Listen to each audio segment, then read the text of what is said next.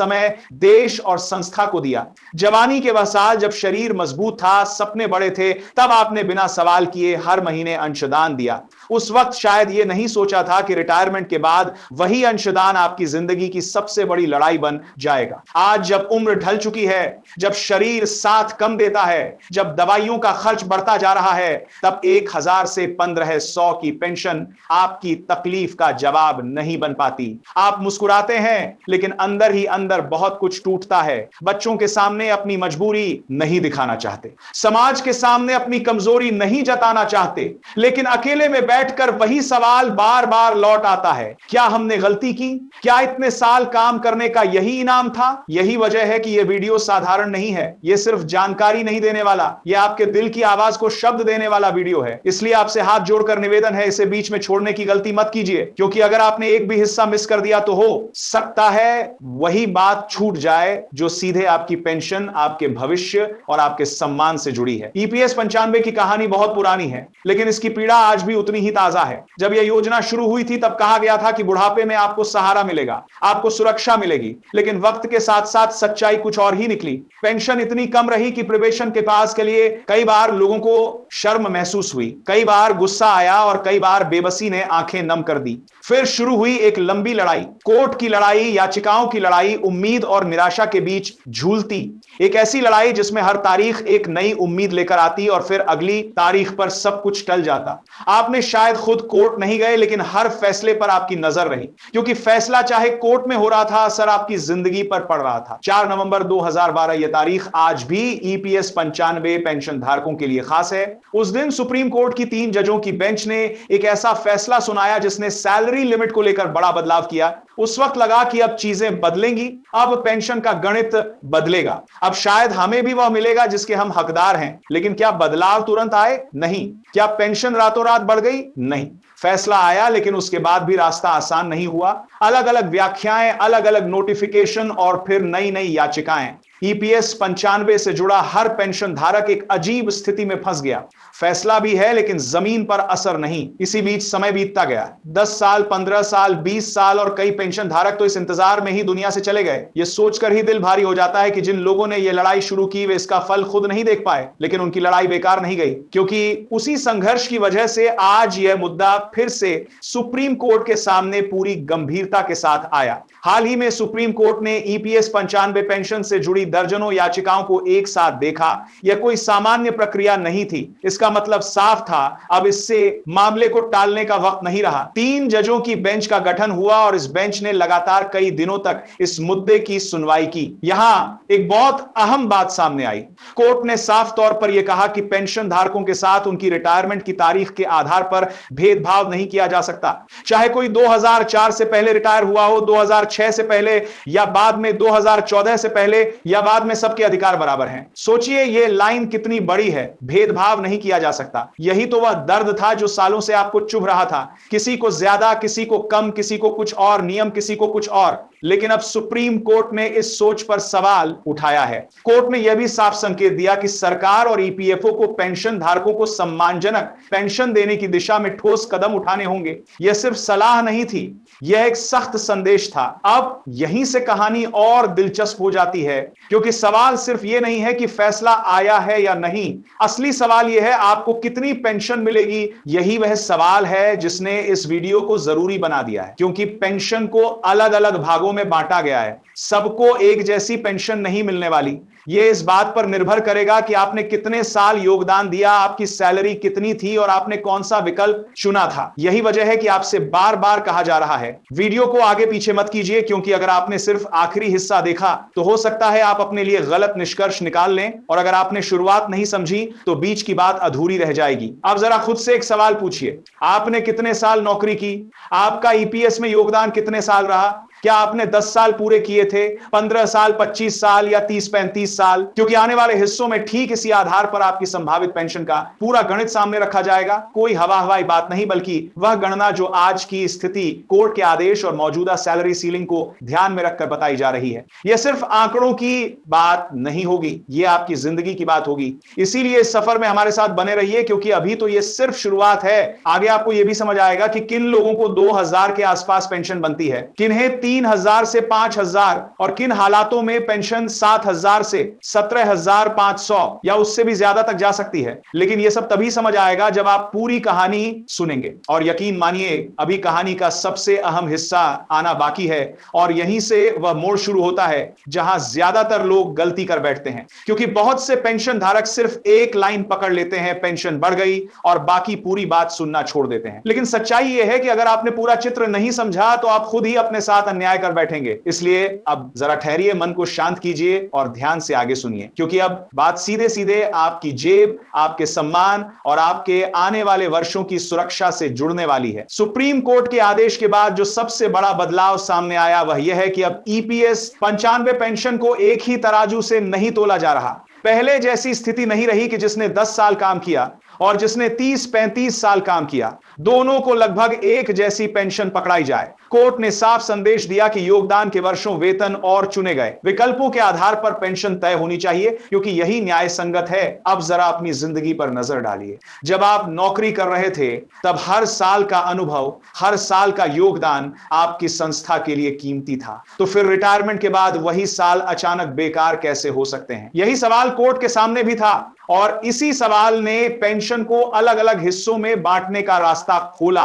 सबसे पहले बात उन पेंशन धारकों की आती है जिन्होंने न्यूनतम अवधि पूरी की, यानी वे लोग जिन्होंने लगभग 10 साल या उससे थोड़े कम समय तक ईपीएस में योगदान दिया। बहुत से लोग इस श्रेणी में आते हैं। कोई बीमारी की वजह से नौकरी छोड़ने को मजबूर हुआ, किसी की कंपनी बंद हो गई, किसी की जिंदगी में ऐसी परिस्थितियां आई कि लंबी सेवा संभव नहीं हो पाई। अब तक ऐसे पेंशन धारकों को अक्सर ऐसा महसूस कराया गया कि आपने कम साल काम किया, इसलिए आपको ज्यादा उम्मीद नहीं करनी चाहिए। लेकिन अब तस्वीर थोड़ी बदली है। मौजूदा सैलरी सीलिंग और गणना के आधार पर इस श्रेणी में आने वाले पेंशन धारकों की पेंशन पहले से बेहतर मानी जा रही है। यह कोई बहुत बड़ी रकम नहीं है, लेकिन यह एक शुरुआत है। यह एक संकेत है कि सिस्टम अब पूरी तरह आंखें मूंद कर नहीं बैठा है। लेकिन यहीं पर एक बात बहुत ध्यान से समझनी जरूरी है।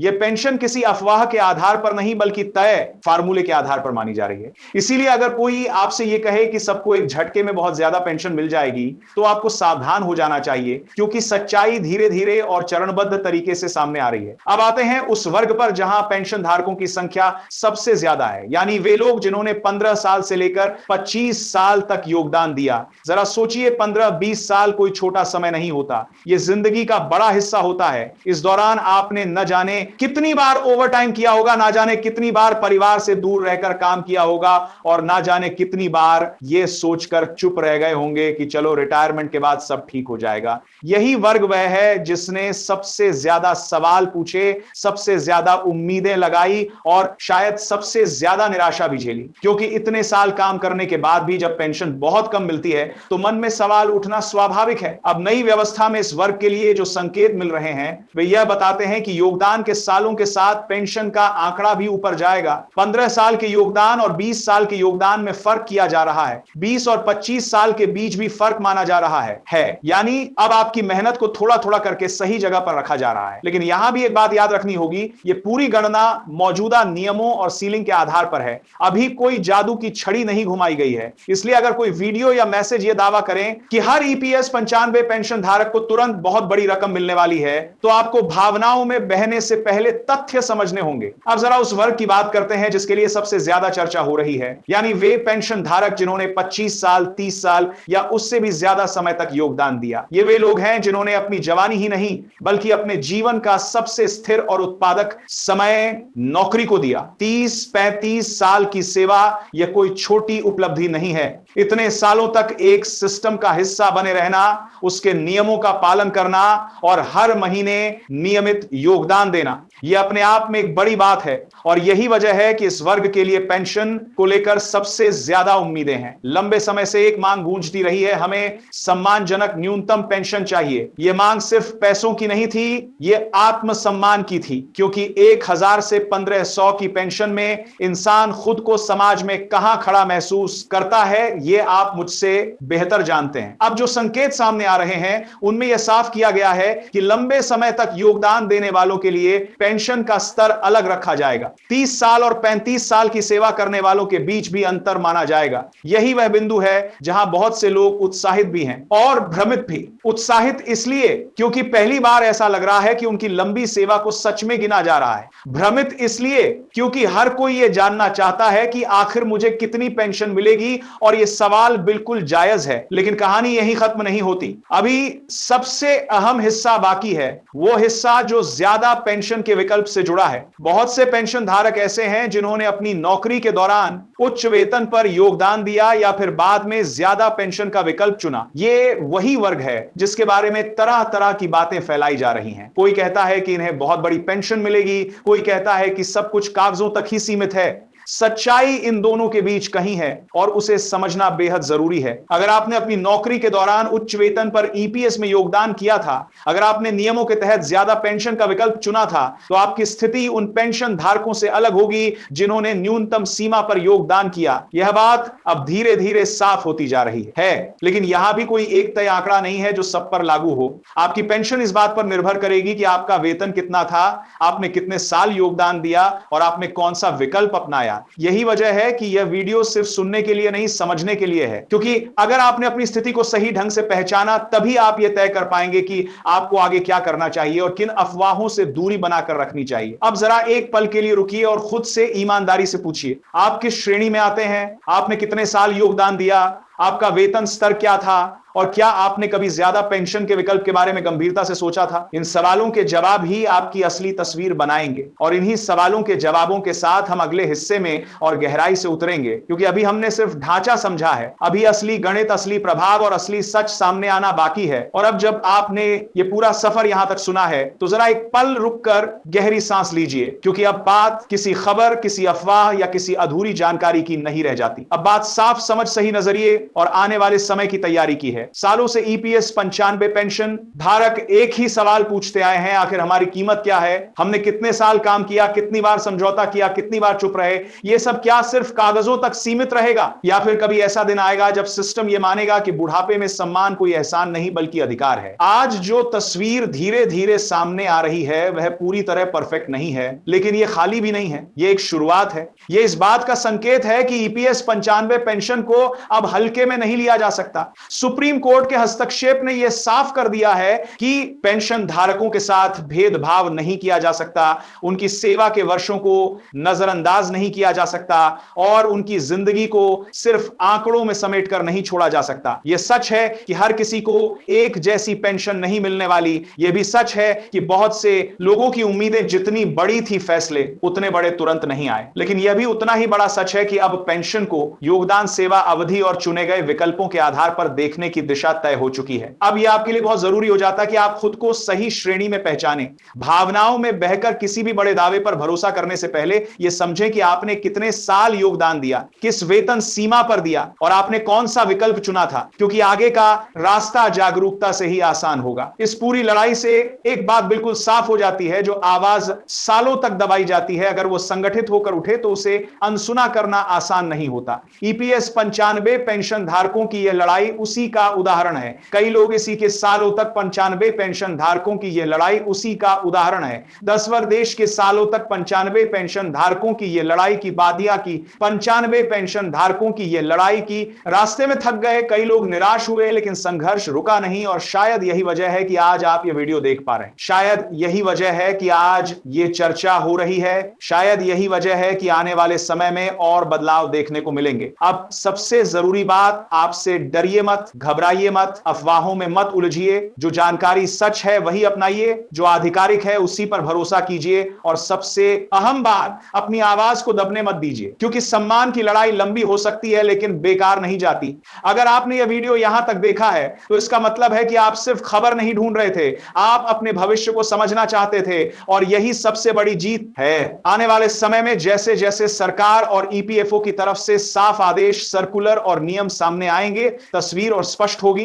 तब तक के लिए जरूरी यही है कि आप सच और भ्रम के बीच का फर्क पहचानें, एक दूसरे को सही जानकारी दें और इस सफर में अकेले ना महसूस करें, क्योंकि यह लड़ाई किसी एक की नहीं है, यह उन लाखों लोगों की है जिन्होंने देश को अपने सबसे अच्छे साल दिए और जिनका हक है कि बुढ़ापे में उन्हें सिर्फ सहानुभूति नहीं, सम्मान भी मिले। इसी भरोसे, इसी उम्मीद और इसी सच्चाई के साथ यह सफर यहीं विराम लेता है। लेकिन आपकी जागरूकता और आपकी आवाज यहीं खत्म नहीं होनी चाहिए।